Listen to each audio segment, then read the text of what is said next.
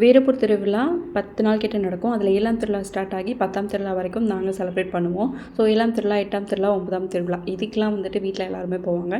But 10ஆம் திருவிழாவுக்கு தான் ஃபேமிலியோட சில்ட்ரன்ஸோட சேர்ந்து எல்லாருமே போவோம். ஸோ சாமி வந்துட்டு ஈவினிங் ஒரு 5:30 to 6:30 வெளில வரும்போது அப்புறம் கோவிலை சுற்றி வந்துட்டு அகைன் உள்ளே போகும். ஸோ 2 டைம் பார்க்க முடியும். சாமி பார்த்துட்டு உடனே வந்து கடைவீதி போக முடியாது, ரொம்ப ரஷ்ஷாக இருக்கும், எந்த ஆக்டிவிட்டியும் பண்ண முடியாது. ஸோ அதனால் ஃபஸ்ட் வந்து அங்கே நிறைய ரிலேட்டிவ்ஸ் இருக்காங்க. ஸோ அத்தை வீட்டுக்கு போயிட்டு டின்னர் சாப்பிட்டுட்டு எல்லாரோடையும் கொஞ்சம் டைம் ஸ்பெண்ட் பண்ணிவிட்டு அதுக்கப்புறம் ஒரு 9:30க்கு மேலே வந்தோம் அப்படின்னா கொஞ்சம் வந்து ஃப்ரீயாக இருக்கும், ஆக்டிவிட்டி பண்ணலாம், பர்ச்சேஸ்லாம் கொஞ்சம் வந்துட்டு ஃப்ரீயாக பண்ணலாம்.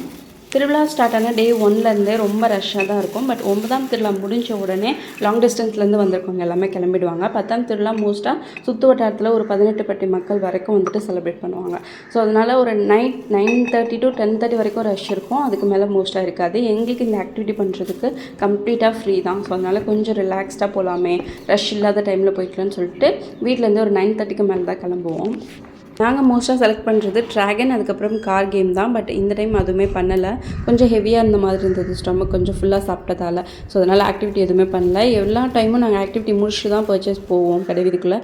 பட் நாங்கள் லேட் நைட் போகிறதால கடையெல்லாம் நிறைய இருக்கிறதே இல்லை. ஸோ அதனால் இந்த டைம் வரும்போதே பர்ச்சேஸ்லாம் பண்ணிட்டோம். அன்றைக்கி நான் வாங்கின திங்ஸ் எல்லாம் இது தான். பேபிக்கு எனக்கு கொஞ்சம் கூலர்ஸ் வாங்கிட்டோம். ஸோ இது வந்துட்டு 100 rupees மட்டும்தான். பேபியோட கூலர்ஸ் வந்து 50 rupees. ஸோ அதனால் அவங்களுக்கு மட்டும் 2 வாங்கிட்டேன். அதுக்கப்புறம் எனக்கு ரொம்ப பிடிச்சிருந்தது இந்த குட்டியான வெயில் ஸ்டாச்சு தான். ஸோ ரொம்ப க்யூட்டாக இருந்தது. இவ்வளோ தூரம் வந்துட்டு அது ஃபெஸ்டிவலுக்கு வந்துட்டு வீட்டுக்கு எதுவுமே வாங்காமல் போனேன் அப்படின்னு சொல்லிட்டு 2 க்யூட்டாக ஒரு செராமிக் ஜார்ஸ் வாங்கிட்டேன். அதுக்கப்புறம் ஒரு பேக் வாங்கியிருந்தேன். இது வந்து 100 rupees தான். ஸோ ரொம்ப சூப்பராக இருந்தது. அக்கா பசங்களுக்கு இயரிங்ஸ் பார்த்தோம். ஸோ அப்படியே எனக்கும் 2 எடுத்துக்கிட்டேன்.